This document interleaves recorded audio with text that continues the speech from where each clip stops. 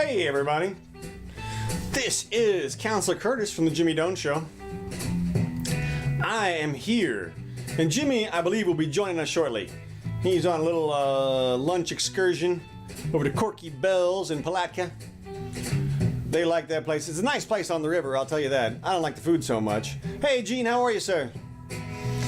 You're gonna get me for a little while until Jimmy shows up, so I'll check the stream, and if you got any comments, you can make them, and I'll go ahead and say something about it. So I don't know how long until he gets here, but anyway, today is the 8th of May, 2019. Again, this is the Jimmy Doane Show. Thanks so much for tuning in. Let's see. And here I am. Whoops. Yeah, look at that, the camera and the thing. All right, I'm here in lovely Hawaii. So, today on the show, I'll do some things here that we won't get to if Jimmy comes around. Florida man. Florida man arrested for having an obscene bumper sticker on his car. But he wasn't actually arrested for that. He was arrested for resisting arrest. So I'll let you draw whatever inferences you want from that. He basically pulled over. The cop said, I can't believe you got that on your car. Before it was all over, the guy was stuffed and cuffed. So watch out. I tell everybody all the time, the police have all the power out in the field. This guy who spent time in jail before he had to bond out, cost him at least $250, if not more. So all of that over arguing with the police, don't do it. Just don't do it. Just avoid them at all costs. So, all right. Don't let the woke scolds ruin Cinco de Mayo. This was a this was an article that I saw, I don't know, Twitter or someplace. I like it. It says tacos, tequila, and sombreros are not the path to white supremacy. And what the author points out is that white supremacists don't like culture mixing. They don't like people bringing good stuff from their culture into America, or any stuff from their culture. So if you want to thwart the white supremacists, what you do is appropriate culture. That is, you wear the sombrero, you drink tequila, you eat tacos on Cinco de Mayo, you celebrate, everybody's happy. Look, I tell people this all the time. The melting pot, the way it's supposed to work, hey, there he is. I knew he'd be showing up. He showed up. The way the melting, I'm just talking here about the woke scolds and Cinco de Mayo. Okay. So I was talking about how it turns out the white supremacists do not like culture mixing. That is, okay. So if you really want to thwart them, what you do is go ahead and appropriate some culture. You know, I mean, that, in other words, don't avoid the fun of Cinco de Mayo because you're afraid of furthering white supremacists. Do you understand the complaint here? I saw the complaint. What I saw the complaint was a lot of real Mexican people were complaining because their culture was being appropriated. Yeah, no. That's not what I'm seeing. I mean, that may be the case, but I doubt it. Because I think the real Mexican people would want their culture to be appropriated. The whole point is, that's what culture's for, is to be appropriated. The whole you bring culture. That's why you have it. That's why we evolve. That's how we evolve these days, is culturally. And we take the best things from other people's cultures, like Arabic numerals. Yeah. You know, where you learn French cooking so that you can cook well. That's not cultural appropriation. And it's the same thing when when you learn Spanish. You're not appropriating the culture. You're spreading the culture. It doesn't take from them. It just adds overall. And so it's a misnomer to say that you're appropriating it, because you don't take it from them. They still have it. Okay. And so it's just the pie continually grows. And so any of these efforts to shut down things like, they didn't want, what it was is, from my perspective, is a bunch of white guilt people who don't see white people wearing sombreros. Okay. They're like, what are you doing? You're mocking them. No, we're celebrating. We're celebrating. Okay. And so I'm chiming in on that side, and I'm saying that the people who are on the woke scold side, that is the far left people who don't want you mixing cultures, have the same attitude as the white supremacists. Okay. They have common interests there. They don't want you to mix the culture. So the way you thwart both groups is go ahead and take the best. Celebrate every holiday, every religion, whatever it is. Chinese New Year, go for it. Yeah. That's what I'm saying. Okay. Well, go for it. Okay. I always think, however, when I think of the culture, I think of something a little more basic than wearing a hat or cooking a food. I think that is, our culture is Western civilization. Sure. Greek and Roman. And so wearing a hat and cooking the food doesn't affect that at all. No. You could wear the hat, cook the food, and be... And still have your own basic culture, That's your kernel. Right. And adhere to the principles of John Locke or something, Right. Hobbes and Locke. Right. Exactly. And so I think that you get the best of both. Well, God knows that anybody will tell you. I think that now the English language dictionary or whatever is 600,000 words and growing. And I was looking at the Swedish language dictionary is like 60,000. Or You don't need more. And of course we have, as you know, have lots and lots of our words are from other languages. Yeah, I was going to say, the 600,000 of those, probably 200,000 are actual foreign words, probably. Wouldn't doubt it. Well, it is interesting when having practiced the law. One of the things that I find interesting is the repetition that goes into a law complaint, a brief or something, and they use the Gaelic word and the whatever it is, the other word, the to have and to hold or whatever it is. Right. Even though because they had to back in the day when they were doing that stuff after what's his name, 1066, William the Conqueror, right? Yeah, the French infusion. Right, they had to. Right. Well, that's because the people who were educated and who wrote spoke French. Yeah. But then there was they had to communicate with the other people. So they did. Okay. All right. I'm here. You got something here? I was going through my list, but go ahead. Okay. Two things. Apologize for being late. No. You get to apologize as an adult. No, but it's essentially because Ms. Jimmy and I went over to Corky Bell's in Palatka. I told him. Oh, you did? Yeah. Okay, because it's supposed to be an hour and 1 minute. I said you were sloughing off. No, yeah. I said you'd be back any minute. Yeah, I would. What do we got? Well, the other thing that happened is the Sprint went down for a while. The Sprint? Totally quit my phone. Oh. Nothing. No service for 25 miles. Heavens. Yeah.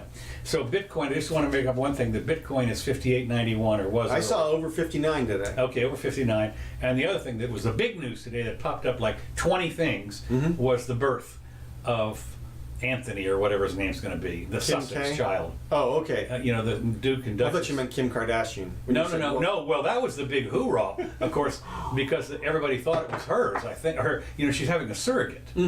She's not really. I mean, she's. I don't know what happened, but she got one of her eggs and one of somebody else's sperm or something, and. Yeah. I presume it would be her egg and his sperm. Yeah. Right. But who knows these days? They could be all. Well, it is. I thought it was interesting. Donors all the way around. She was at the gala, of course, and this particular gala was one where the costumes are off the wall. Yeah, the Met. Yeah. Yeah, and of course these. And the theme was camp too. So. Yeah, the theme was camp. Well, what I thought was interesting was these people that absolutely at any expense will preserve their figure. So I'd like to have a baby, and I'd like it to be mine, but I'm not going through the stretchy thing. So whatever. Well, who knows why? What her reasons are? I don't know. Okay. She had a great dress, by the way. Yeah. She's got some hips on her. If I got some. She's got like. Yeah, I forget what they call that, but they're big. Yeah. Okay. On the list here today, Germany's health minister proposes a $2,800 anti-vaxxer charge. If you don't get your kids vaccinated, $2,800, whichever that is in euros, 2,500 euros or something like that. So they're banning unvaccinated children from daycares, and of course they're having this resurgence of measles. Right. But when you look at the. So how do they administer the vaccine? Is it by gas? Yeah, right. Yes, it is. You go in there, there's a shower, right. And when you come out, you'll get clean. You get nice and clean. That's right. So anyway, they're talking about this is a little bit different in Germany, of course, but it's a social responsibility and blah blah blah. And to some extent, I understand that. Of course, what did they have? Typhoid Mary, remember that was in England, New England, wasn't it? Mm-hmm. When she came over and spread all the typhoid. Okay, whatever. The other thing that I came up with. Germany has confirmed double the number of Measles so far this year compared last year, 203. Now this is out of a population of 60 million. So, it's not, I don't think it's time to panic.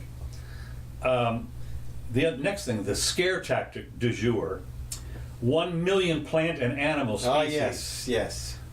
1 million plant and animal species are on the verge of extinction, with alarming implications for human survival, according to the United Nations report. Now, interestingly enough, we've talked about this particular organization before.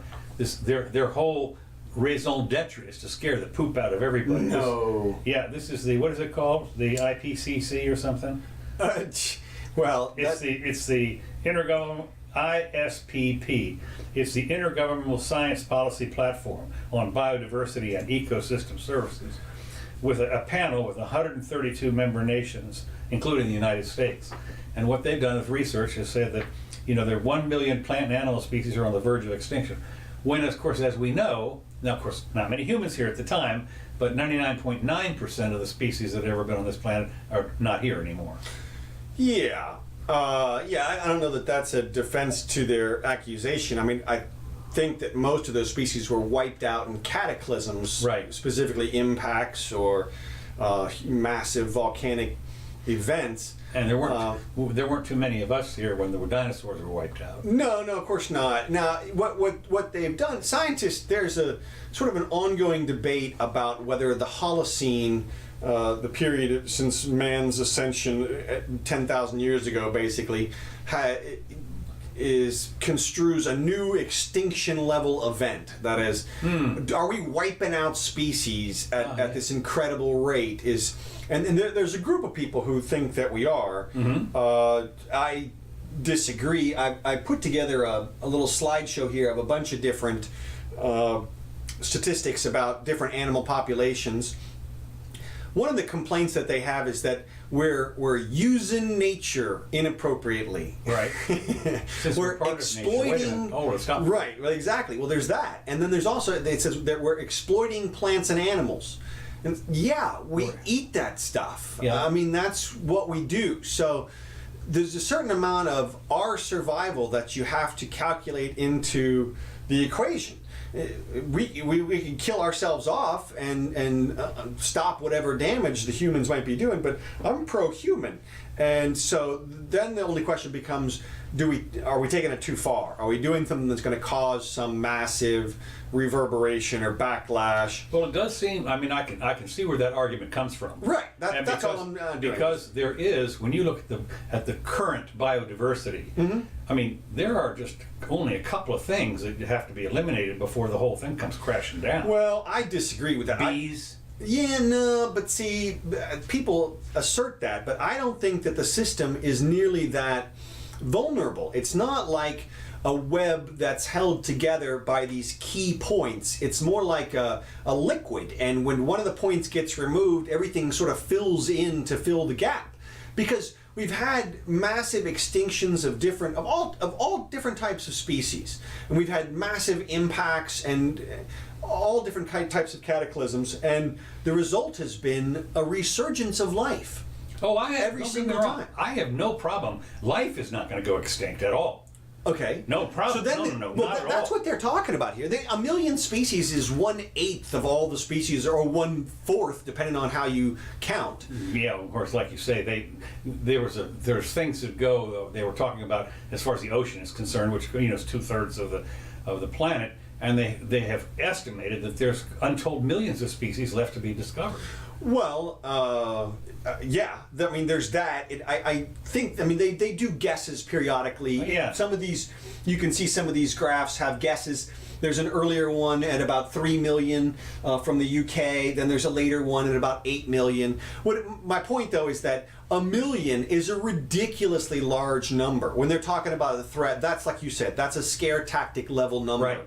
Because we couldn't wipe out 1 million species if we tried. I mean, right now, if we said, you know what, let's go kill some species. No way could you wipe out 1 million species by 2050, unless you did something like one of the things I put up here is attack the rainforests. The rainforests harbor the largest biodiversity on land. Right. And these are creatures that produce all types of molecules that are very useful to us in a number of ways. Specifically, they're defense mechanisms to other biological organisms that we can emulate. We can produce drugs based on the chemical formulas of these, some sort of defense system. Very dear friend of mine used to go down there literally and go native, so to speak.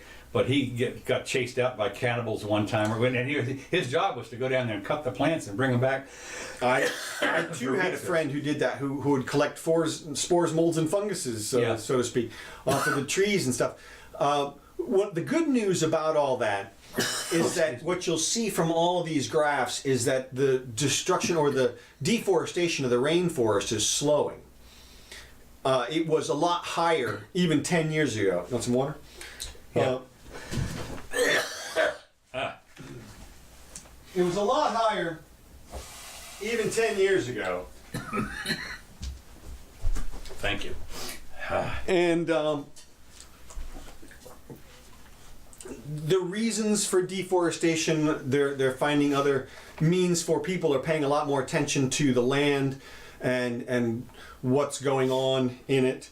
So I think that my fears of the rainforest deforestation, to me, that's the biggest loss in nature, because those are molecules that have been developed over millions of years of evolution, specifically to combat other organisms and molecules that we are exposed to regularly.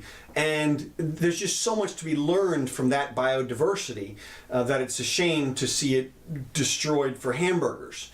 But it's not my land.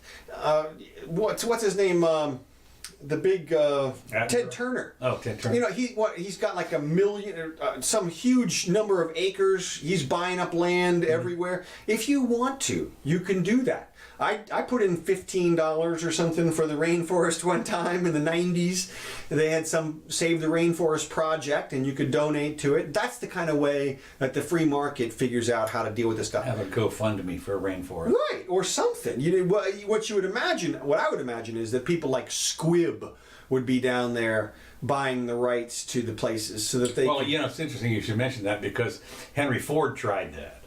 Tried what? Well, he bought up a whole bunch of land down there to try and raise rubber for his cars. Okay. And I forget what happened, but it went south. Didn't work quite right. But he had 500,000 acres or something, rubber plantation. Okay. Whatever. So anyway, that's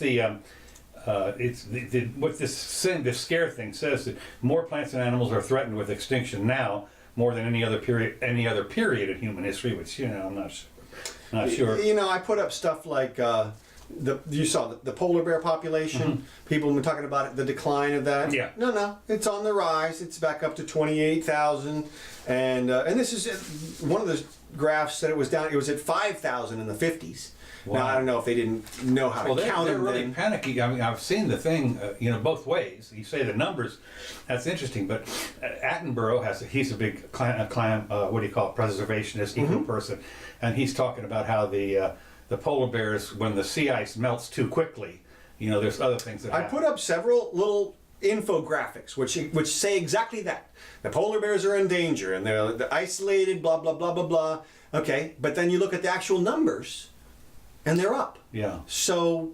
Well, I think what's happened, although I don't know about the global warming part, but I think they have a new, different migration path than they used to have. I don't know, but whatever the catastrophe of polar bear loss did not ensue. Has not, yeah. I thought it was interesting that when I was reading about the polar bears, they said they found them. They're swimmers, okay, and they found them literally 60 miles out to sea. They're good swimmers. Yeah, good swimmers. They're unbelievable. The Canada Border Services seizes a lawyer's phone. Now, you might want to ask about this, and laptop for not sharing passwords. Yeah. So as more and more people travel with smartphones loaded with personal data, concern is mounting over Canadian border officers' powers to search those phones without a warrant. And of course, they're thinking it's outrageous. And I think this one guy, they took away his stuff, and they didn't return it, for they were going to have somebody break it or whatever it was, because he wouldn't give them the password. and I think that he had to pay a fine of some kind, $3,500 or something, in order to get it back. But he had just returned from a 4-month trip to Guatemala and Colombia, where he studied Spanish and worked remotely. He took no issue when the border services officer searched his bags, but drew the line when the officer demanded his passwords, and he refused. And he said the officer confiscated his phone and said they were going to crack the stuff and everything. So anyway, the question is, should we be concerned? Well, and my answer is you won't have to worry about it, because we're moving from a situation where the information is actually stored on the phone to where it's stored on the cloud. Mm-hmm. So they can do whatever they want to your phone. In the near future, your information will be protected on Google's cloud. Right. And so Google won't let them bust into that. They'll have some. Yeah, because you can do that. I mean, I know right now, for instance, on my phone, a lot of the stuff is stored in the cloud, and you can tell because when you press it, its little clock comes up there as it downloads. That's right, exactly. Yeah. Now, see, the old generation phones, it was all on the phone. Right. And so now, you caused an earthquake there. Yeah, I did. But I think it won't be too long that everything will be sequestered off in the clouds. There'll be passwords and protections for each of the clouds. They'll get the phone, and you'll be like, do whatever you want with it. Yeah. I'll get a new one. It'll be interesting. And of course, there's a lot of different ways to get some of this stuff. I know that one of the big deals is with the VPN, the virtual private network. That encodes a lot of stuff so they don't know where you're coming from. But you're right. I mean, I think Dropbox, for instance, has an option where you can lock your stuff up. Wouldn't surprise me. And so you can get to Dropbox from my phone, but you ain't getting into the file. So that's great. And so people should watch out. Everybody should realize that if you're within either 50 or 100 miles of the border, you're subject to search at all times. Which, of course, includes all of Florida. Yeah, well, because every place in Florida is within 100 miles. I'm trying to think. There's another state too that has the entire state. I don't know if it's Maine or something, but everybody is within 100 miles of the border. This was just kind of interesting. Now, you watched Game of Thrones, right? Yes. And HBO responds to the infamous coffee cup left on the table during Winterfell feast, whatever it was. I have not watched any of Game of Thrones, so I'm going to have your help on this. But Game of Thrones had a slew of viral moments this season. One was wholly unanticipated and was the rogue appearance of a modern-day coffee cup during some great scene or whatever, the last of the Starks or something like that. And of course, what happened was he immediately went viral. And was this good news for Starbucks or not? Are you kidding me? What's super awesome is that it wasn't even a Starbucks cup. Right, I knew that, but they thought it was for some reason, and that was the meme. And of course, immediately millions of downloads and zeroing in on that one spot. Right. Is this a Starbucks? I looked it up. Thought it was great. Really? But yeah. It's well, apparently what happened was the continuity people, when they were doing the filming, they took the cup away, so it's there. And then it's not there. Yeah. Well, you do lots of shots. Oh, I know. So this was, and it's only there. It was only there originally for a second, and that's one of the things that happens. You've got craft services on the set there, so people are always eating and drinking, and somebody comes by and checks on everything. But it is always interesting to you can Google that. The continuity. They have usually on every set they have a continuity director. Of course, yeah. And these people take a picture when they go to lunch or something, and then reset it back up, but then they don't. There's the infamous train in the background in one of the westerns. There's a whole bunch of infamous scenes like that. But yeah, script supervisors, continuity guys. They said the Game of Thrones coffee cup was worth at least $250,000. Because of the place. Way more than that, 10 times that. Well, that was up to $1 million. Yeah. In that free advertising. Yeah, I mean they got 10 million views plus all the you think of all the people like me. We're sitting here talking about Starbucks. When I saw it, I clicked on it and saw the little clip. I don't go to Starbucks and I don't watch Game of Thrones, but I had to. Here you are promoting. And here I am promoting. Yeah, that's right. Well, unfortunately, the series has gone off the rails. Like I said, the last episode, and I'll be brief on this, mercifully. But yeah, they went off the rails last episode. Had the wrong battle first, and now just weird stuff's happening. It's like Now, when is it on? When is it on? it's on Sunday nights. Okay, so we're HBO 9:00 is when they stream it live, and they did a lot better streaming this time because it wasn't so dark and everything. But still, what happened was they got ahead of the actual writer. There's an actual writer of the books, George R.R. Martin. Okay. And the TV series got ahead of him. Really? Yeah, they shot all the books that he had written, and he's like, I got one left to write. And they're like, yeah, well, we're just going to go ahead and shoot some stuff. And so they're not as good as he is. So they blew it. Yeah, that's, well. The ending this last season is just like, scree! I mean, it's... well, is he still on the writing staff, or yeah. Can he fix it? Well, I don't think at this point. I mean, they just went and used up some plots that they've been developing for 6 seasons, like in 5 minutes. Like, well, we don't need all these guys. Just kill all them off, and you just like crazy shifts in the whole thing. They did get back to incredible cinematography. I'll say that. Yeah. There's this. I'm sitting there watching this one scene between Peter Dinklage and this other actor. The way it's shot is just brilliant. But I worship the people that do that. The lighting people and the people. I mean, these guys, the cinematography guy. Talk about extra. He is so good. Genius. But I feel bad for him. He got killed last week. But anyway, we'll see. The Justice Department protests the Democratic decision to set up a contempt vote on Barr.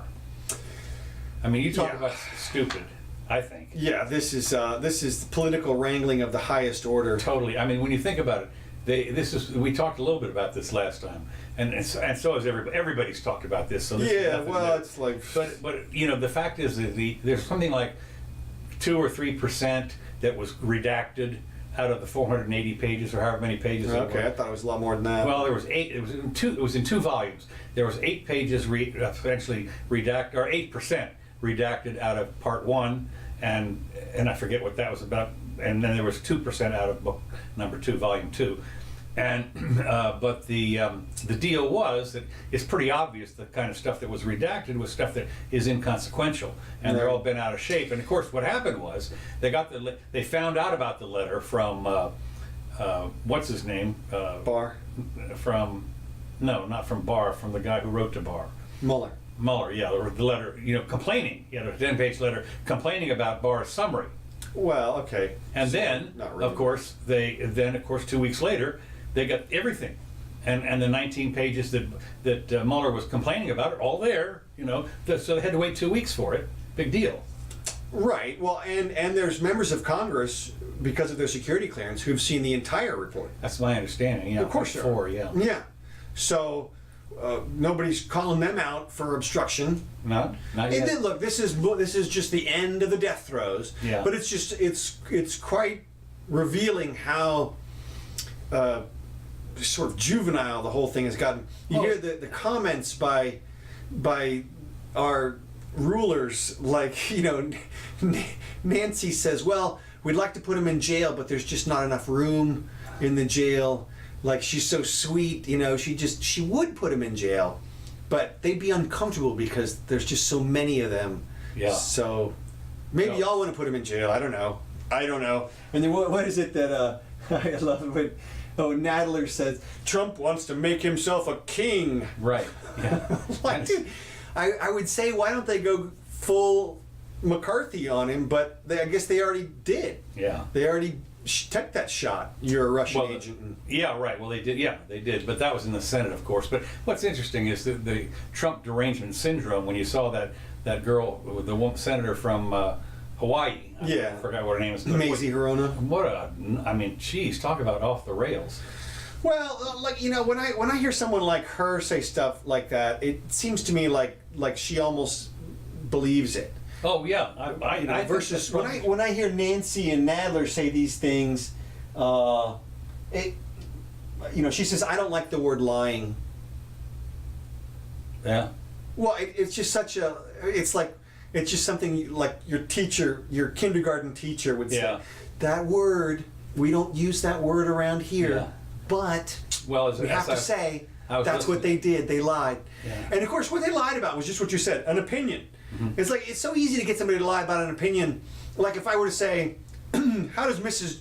Jimmy think about your driving or something, and you say, well, I don't know. And then I say, well, didn't she ever tell you? You say, well, yeah, she told me, but I can't really infer from that. I say, so you didn't draw an inference from that? Well, I did draw an inference. So now you're saying you did draw an inference. Well, and your attorney would object and say, cause for speculation. And then I would say, well, didn't she write down at one point, which is what Mueller did. He wrote down his opinion. Well, can't you see that in black and white? It's just so easy to make it sound like you're. So is this the trap that they? Yeah, this is a perjury trap from hell. Trap every time, yeah. So anyway, but yeah. good luck.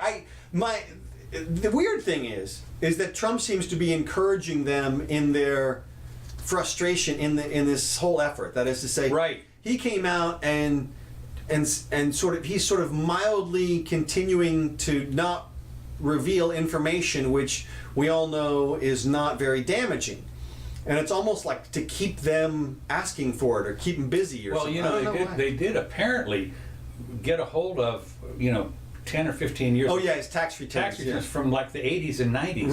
Right. And they found out that he managed to write off $1 billion or something like, or lost $1 billion. Right. That he wrote off. Right. And so didn't pay any taxes for 10 years or something. Well, yeah, but I mean, that's not illegal. I mean, right. As Judge Learned Hand said, you're under no obligation right. to maximize your taxes. Right. Well, the other complaint I saw about that was somebody said he's a crappy businessman because he lost $1 billion. Right. And I'm like, well, when was the last time you lost $1 billion? That's right. And you have your own Trump airplane. Yeah, I mean, come on. So anyway, the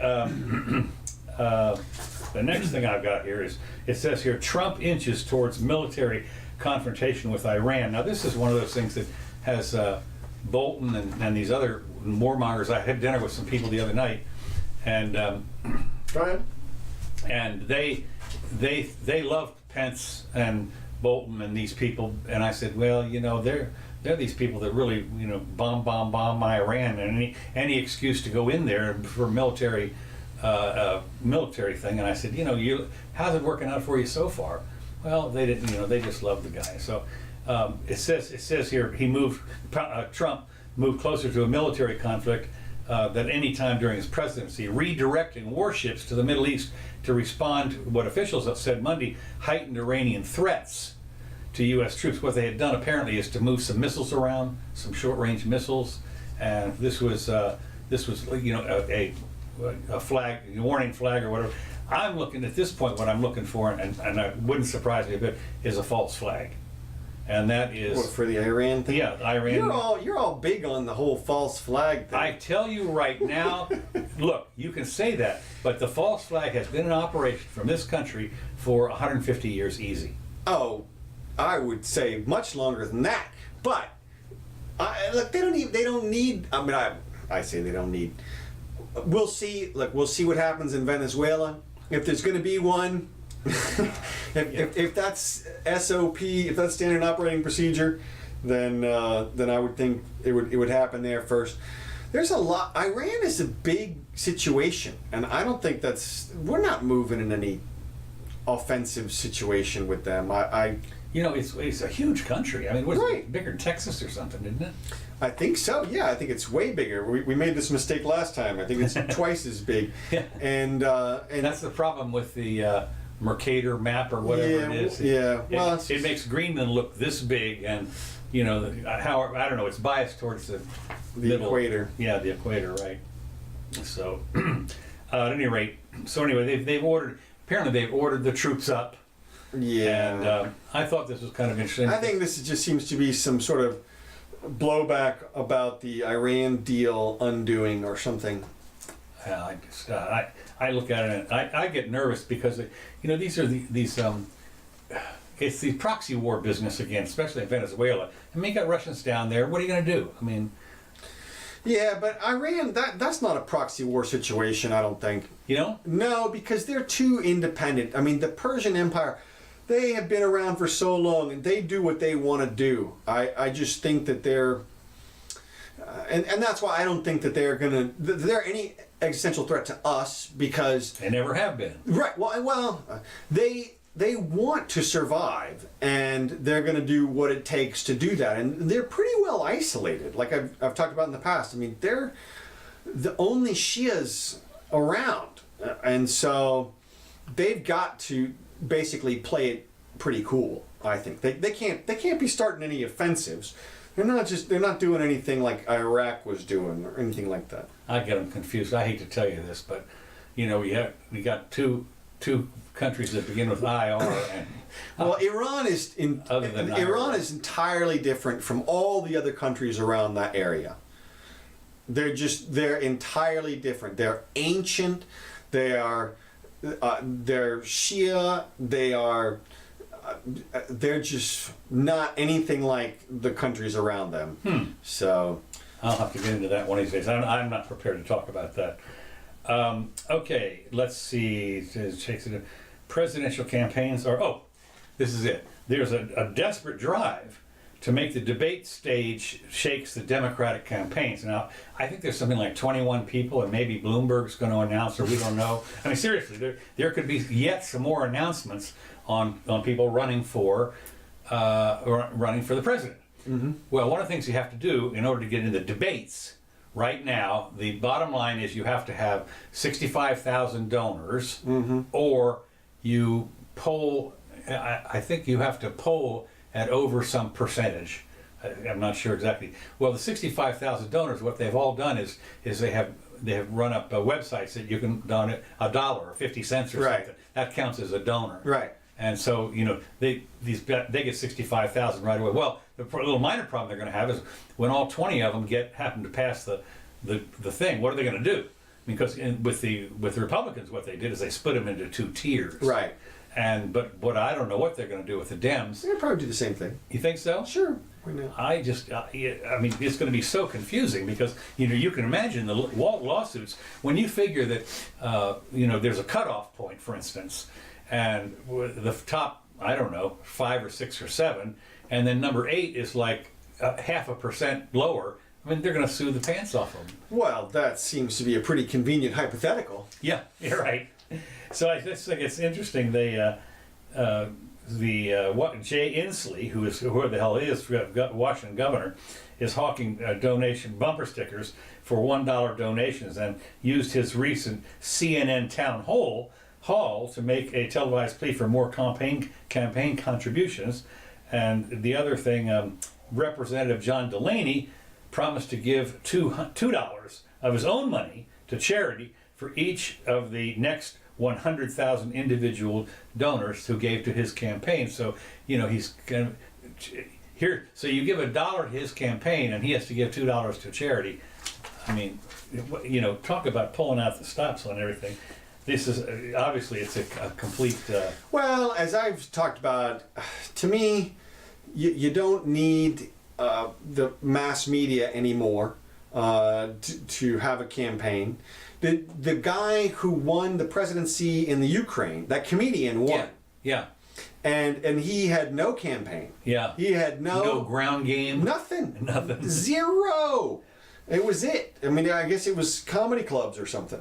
But it just because the way that the media is these days, I think you could go to the intellectual dark web and just go person to person to person and never appear on ABC, CBS, NBC, Fox, and still generate enough people. I do know that there are ways. I get them all the time. We're supposed to do this sometime to generate some traffic on our web. But there's ways you can capture people. We have tens of people. I know we do. Yeah, we're almost into triple digits. So, but anyway, the requirement has reshaped the strategy of candidates struggling to cross the donor mark, and they have to get 1% in 3 of the approved polls in order to qualify for the 1%. So you look at this stuff. There's a bunch of them that are in the no-show category down there, but it's going to juggle all over the place. And another thing that's going to be kind of interesting, in a way, it seems to me, as some of the top-tier people get eliminated, the others are going to poll better. Yeah. So, when after the ranked voting, man. Yeah, ranked voting. Yeah, should have to do that. Now, here's another thing that I like. Cory Booker, who's running ahead of everybody, a lot of people. Okay. He's out there. He's called for licensing for all gun owners. Yeah. And of course, Scott Adams had a cure for this. Mm-hmm. He said, you know what you do, because you don't want the government, of course, to have all this information, because then they can come and get you. I mean, that's licensing. It's like a car license. Right. I mean, and you have a Sounds gun, like a registration. sounds like registration. That's Right. right. And of course, you have to pay a tax and everything. You know that. That's the way that goes. I mean, as it is now, if you have a machine gun, for instance, you have to pay, I don't know, $2,500 a year tax or whatever you do. You have to pay a pretty steep fee to keep a machine gun, and it's all kinds of registered and everything. But he's calling for that kind of registration. He has a 14-part plan unveiled on Monday as what he calls a personal fight to combat gun violence epidemic. Now, we just had another shooting in Colorado, which, of course, once again, everything comes up, and it's interesting because they were like teenagers or something that walked in there with pistols, by the way, and one of them was a girl, I think, and they killed one person and wounded a bunch of others. Mm-hmm. But once again, they're calling for all this. Now, what Scott Adams said is, if you want to own a gun, you have to join the NRA. And the reason is the NRA, not that the government couldn't subpoena all that information, because you might not have a gun. In other words, you don't have to have a gun to join the NRA. Mm-hmm. But if you do, yeah, you should join the NRA, and who knows what that's going to do. But the beauty of that is, of course, what he says is, it is a form of gun control, because what does the NRA do? They promote responsible gun ownership. I mean, they're the ones that put up all the safety things, the NRA shooting ranges, this all the kind of stuff that you would expect to be kind of a control, brothers under the skin and everything. And, are you an NRA member? It's like a club. And it's a club of responsible owners, supposedly. So, not to say there aren't, well, what are you talking about? Well, I hope you're not advocating that, actually. No, I'm not. But I was just interested that was Scott Adams' take on it.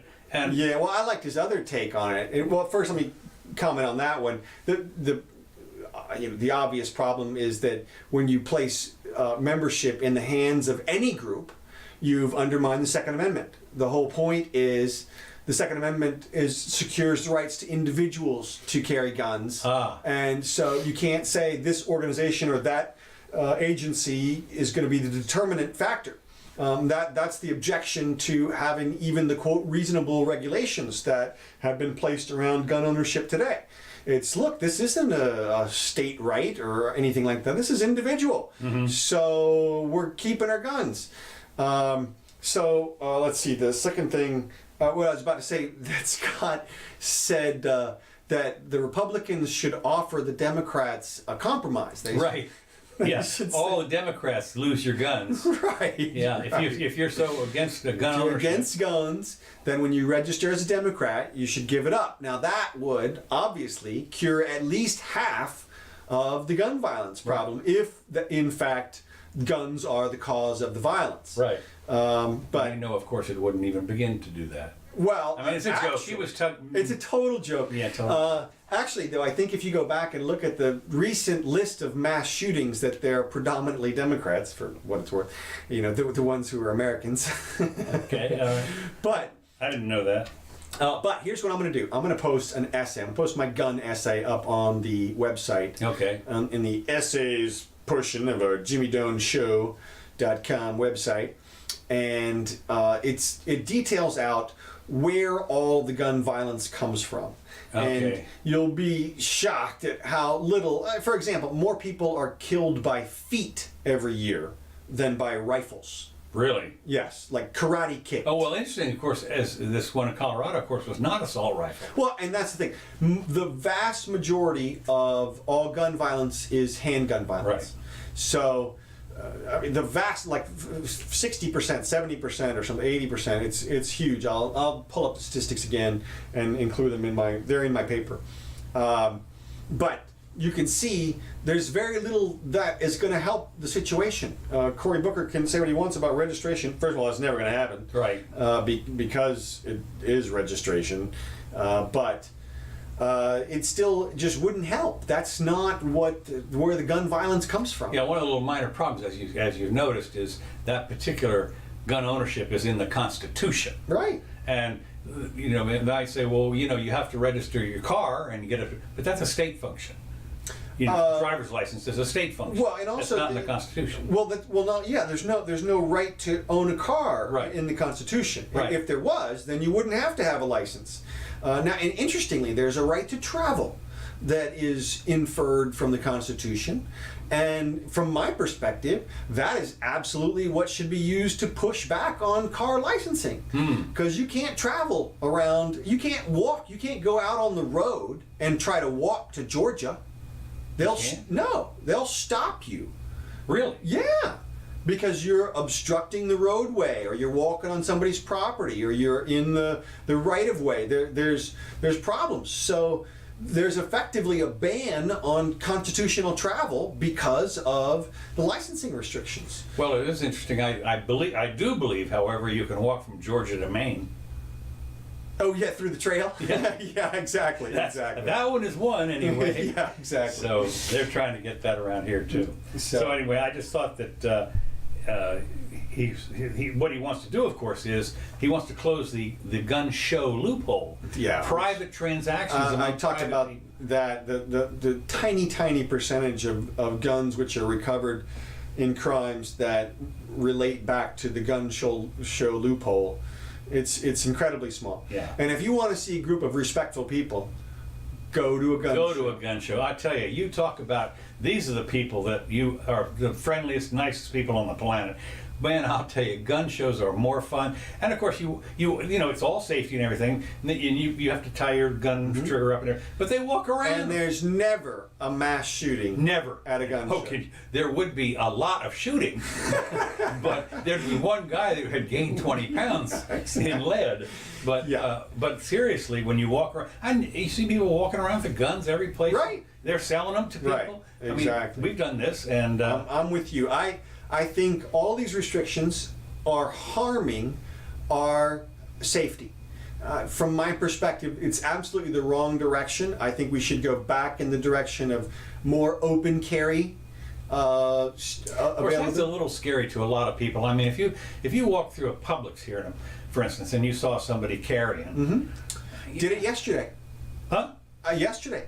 Really? They were wearing a badge and a uniform. Oh, okay, those guys. But yeah, they had a guns. pistol right there in their freaking holster. And of course, cops. And I wasn't worried. No. I mean, you're just not. Actually, of all the people you would think, you might be worried about that. Well, they shoot people. Hey, look, here's what we tell people in law all the time in jury selection is there's no difference. Okay, that person who's standing there in the uniform is the same person who lives next door to you. If you're worried about the one, then you should be worried about the other, and vice versa. Right. Because they are literally the same people, literally and figuratively. Well, not only that, actually, though, when you come down to it, they're a little higher on the control scale than we are. Because they can stop authority. you. Yeah, well, they have authority, and they can do some things that you can't do. Technically, they got to be in the lawful execution of some sort of law enforcement. Well, most of the time. But and to cut back the other direction, they're trained. Yeah. So, but it's not gun accidents that we have a problem with. It's not that somebody every once in a while pulls out a gun and it shoots up a whole bunch of people. That's not what happens. It's the person unloads the clip, you know. Yeah. And so, anyway, Cory Booker, whatever. Good luck, man. Good luck. Bad luck, actually. Now, I don't know if did I talk about the asteroid simulation last time? Yeah. Okay, we already covered that. I thought that another scare tactic. Watch what's going to happen. You know, run for cover, the whole deal. Now we did have. I thought this was kind of interesting.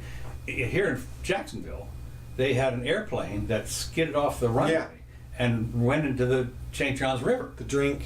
And because it was apparently a storm and everything, and the reversers weren't working right or something, but they got everybody out. I think there was a couple of injuries, but they didn't get the pets out. Yeah. There was apparently, some dogs and whatever else you check in the carriage, and they couldn't get them. They were underwater.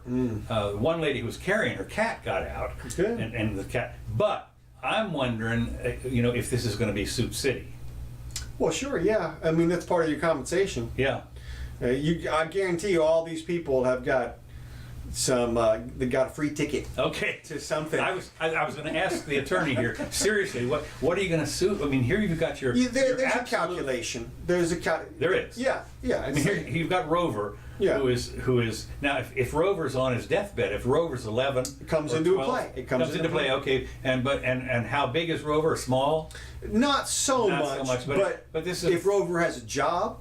That is, if Rover is a emotional support animal, Right. Ooh, that makes a huge difference. That's it. That's what I. If Rover's just a pet, you're getting a couple $100. That's it, huh? Yeah.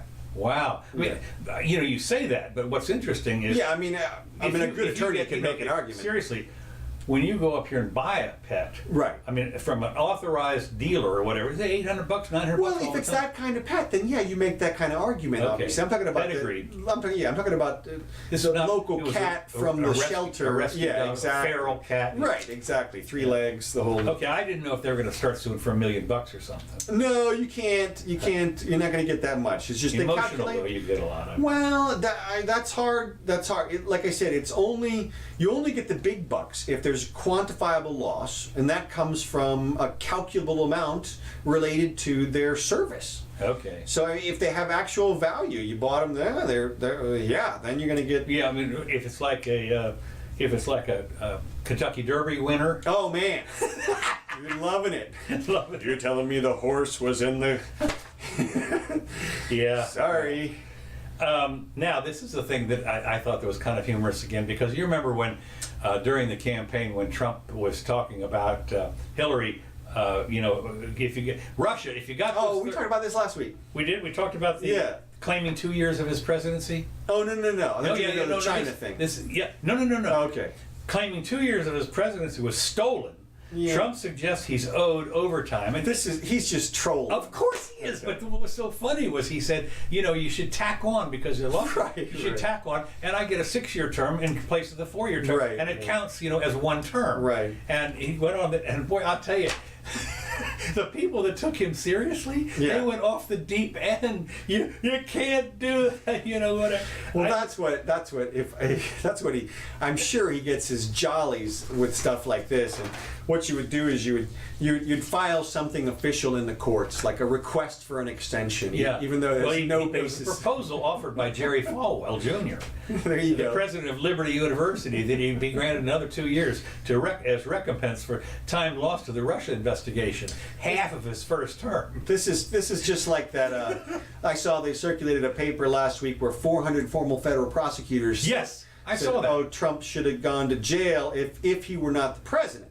Well, 2 things. Number one, that's like saying, if it's not a bird, then it couldn't fly. Well, it is a bird, so it does fly. And the other thing is that, so what? The 400 former prosecutors, guess what their opinion amounts to? Nothing. So, legally speaking, it makes no difference. And this is the same thing here. He can say he was owed 2 years all he wants. No, but I mean, again, it was obviously a joke. But it was amazing when you see the Trump derangement syndrome people took it seriously. Mm-hmm. That's a good way to flush them out of the bushes. Yeah, it is. Okay, and there was another thing, which I never got to see it, unfortunately. They say that once on the internet, always on the internet, you can never get rid of it. There was a Twitter suspends an AOC press release parody account. Mm-hmm. And they said it was a little too close to the truth. Now, here's the deal. You always see, I get this stuff all the time, where it has a picture of AOC and there's a balloon that says something. Yeah. It's just real. Yeah, or the holding the sign one is the other one. Yeah, right.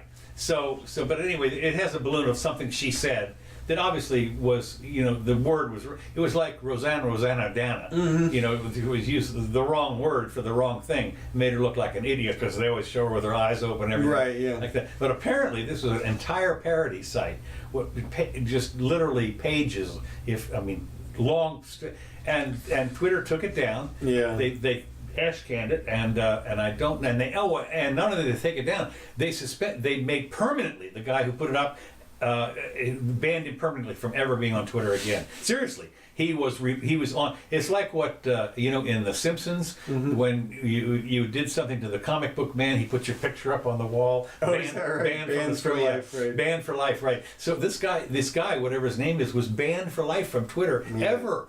Well, they had a little washout in the last few weeks. We talked about Yes. Where the companies got a little Paul aggressive. Joseph Watson. I mean, look, they're gonna ban somebody. well, they also apparently in order to legitimize it, they permanently banned Louis Farrakhan. Right. Well, you can say in order to look.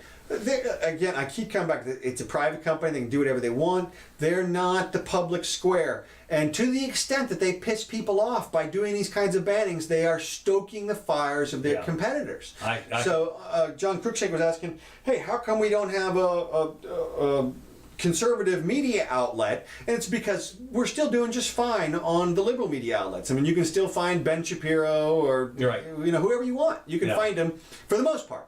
I guess you can't get Alex Jones, but I bet you can find him if you want to. I mean, I'm sure he's on his website, InfoWars, and so. Well, he's one of these people that probably has a mailing list of 2 million people. Yeah, I mean, shoot, U.S. mail if you need to. Yeah. So it's not. No, like, what I meant a mailing list of email lists. Yeah. So he makes all of his money selling his supplements. Oh, is that right? Oh yeah. Oh, his store. His snake oil stuff. Oh yeah. All of that. So I'm surprised. I don't know. So I just thought that they didn't only suspend the account, they canceled the guy forever. Yeah. And it's stupidity. And they said the reason it violated their term. They wouldn't tell him exactly why. Right. But the suspicion was it was a little too close to real. It looked too real. Rather than, but it was labeled a parody. Right. It was labeled. This is a parody, and not good enough. I mean, like I said, to me, everybody is on notice. Yeah. You're on notice. If you see something that doesn't look real, now guess what? Of course, we're live right now, but we could be banned from when we go up on YouTube. They could chop us off. Heck yeah. Heck yeah. Okay, the only other thing I had, we already talked about it, was those Kim Kardashian confuses fans over royal baby as she confirms surrogate has not given birth. Yeah, we're not talking about her twice in one episode. Okay, fine. That's it. I'm done. Okay, let's see. I might have something here. Okay. Universities are removing historical artwork. If you can believe it, there's still a push to do things like take down Christopher Columbus murals and anything which depicts Native Americans as any type of subservient group or blacks as slaves, anything that can be remotely inferred as mocking or derogatory is being. Wow. There's a push. There's even a push at Hofstra to get rid of the Thomas Jefferson statue. Really? Yes. So we'll see. Now, simultaneously with that, a bunch of universities have adopted what's something called the Chicago Statement, which is, they make these regularly, but they convened a little panel of top men. And they decided that they are going to tolerate all types of speech, not illegal, consistent with law, on their campuses. In other words, it's a pushback against the PC movement. And they basically released a statement that said, we don't care about your feelings, ideas are important. Wow. And a bunch of universities are signing on to this. Really? Yes. I did not know that. So there's push in both directions there. Kind of interesting. Yeah, it is, because, when you listen to, I don't know, Ann Coulter or Ben Shapiro, I mean, even Milo Yiannopoulos or whatever. I mean, these people, there have been riots. Who was also banned. Yeah, who was also banned, right? Well, yeah, but like I said, there are at least some universities who are pushing back. And if you want the full list, it's up on Jordan Peterson, I think, retweeted it. And it was extensive, and a lot, and prominent universities. So people are understanding that universities are places where ideas have to come out. Right. You start suppressing the ideas there. Well, that was the thing, of course, as it always is, and that's what Trump had threatened, to withdraw federal funds from these people that were doing PC, not free speech. Right.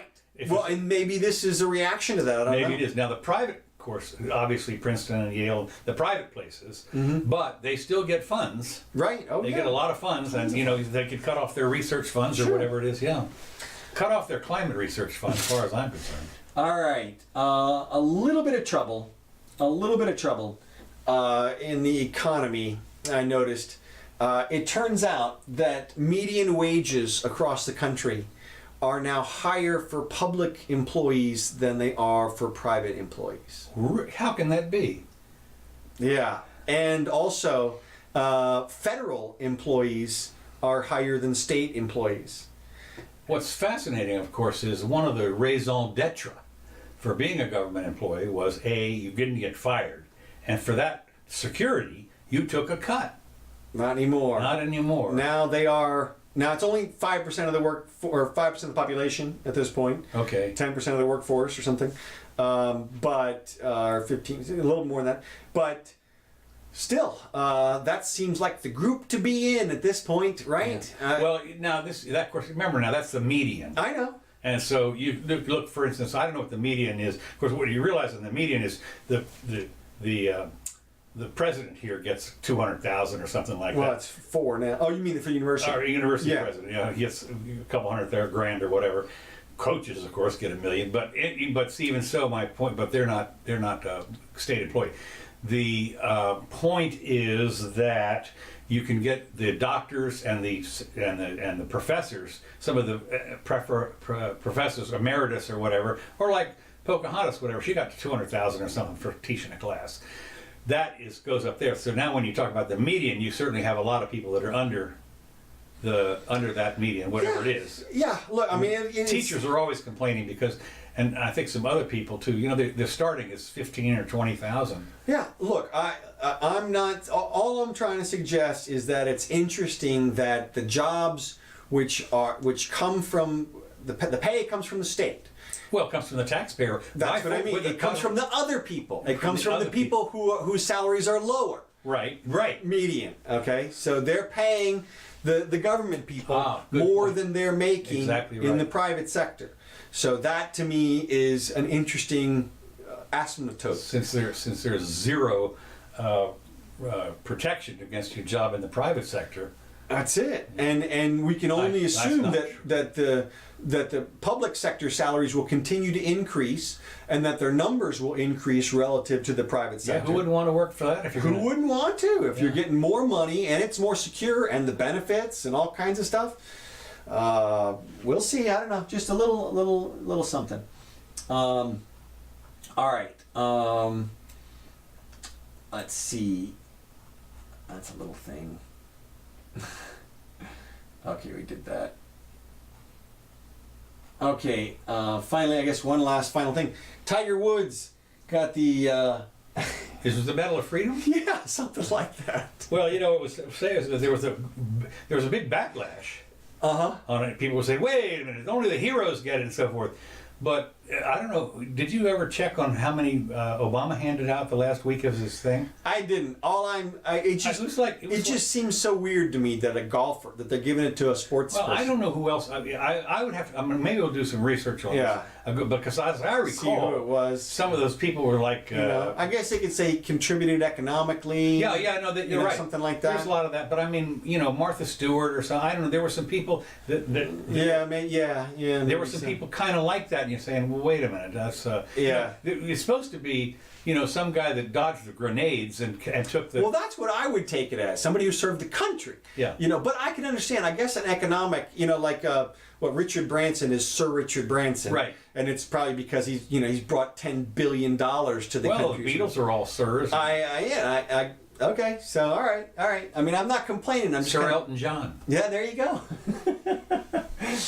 And then my final thing is a New Jersey legislator wants to ban all bags, not just plastic bags. Oh, I was gonna say, I think Paper you meant bags. You didn't mean old ladies. No. So this guy, not far enough about with the plastic bags. Now this is a joke, right? No. I'm sorry. All bags. Well, okay. Now, to be fair, you can still buy the bags. Like you can still go buy a bag of bags. Okay. He wants to ban the ones that are given out like single, quote unquote, single use. The ones that companies give you to hold your products in while you walk to your car. Right. Basically. Okay. And so he wants you to, I guess, juggle that stuff. Or buy a bag. Make a bunch of trips. Or buy a bag of bags. Which, interestingly, so since California has banned their single-use bags, bags that you sell have skyrocketed in sales. Yeah. And the interesting thing is they're thicker than the other bags. So they contain more plastic. So there's an offset. And the calculation from this one article was 40 million pounds of plastic was saved from entering the universe, through the single-use plastic bag ban. But an additional 12 million pounds of plastic was added through the increase in sales of the bags because people want something to carry their groceries home in with. It's interesting because we had, I don't know if they still do it here, but for years, if you had more trash than fit in your trash can, here in Gainesville, you have to put your trash can out by the road, but for years you could go buy a bag of bags. Right. They were pretty huge, big yellow bags, and those were the certified ones that you could put your extra trash in. Yeah, I bet you those last a long time. That's like 100 mil mylar. Oh, it's really thick. I mean, seriously, I don't know. Well, because one of the reasons is when you think about it, I mean, you could put 100 pounds in either one of those easy in those bags. Yeah, oh yeah, They were so thick, yeah. For sure. All right, hey everybody, thanks for joining us. We really appreciate it. I hope you had a little fun. This music is from Kevin MacLeod. He's provided us with all of our tracks. We thank Kevin for that. Nice playing, Kevin. So, anyway, we will be back on Sunday. I will post a copy of this show up on YouTube in a few hours with all the subjects time-stamped for your easy perusal. Also, we're available on iTunes. Tell your friends if you I gave out a bunch of our cards at Corky Bells, Oh, okay. so maybe we'll have some new people. Cannon Blast. Yeah, well, that was, I don't know, that's Palatka, which is what, 50 miles from here or something. So, all right. I'm Counselor Curtis. This is the Jimmy Doane Show. And thank you so much.